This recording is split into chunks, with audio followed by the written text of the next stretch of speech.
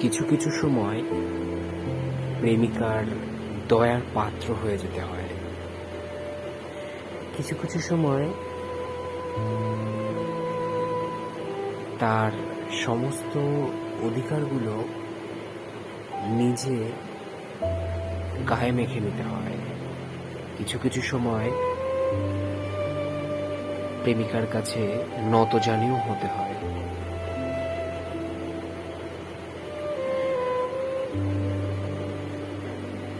শূন্য হাতে যে তোমাকে খুব আগলে ধরে রাখবে মন প্রাণ দিয়ে,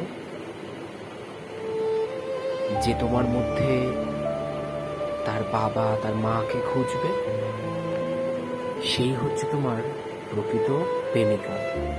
এটা বুঝে নিও প্রিয়।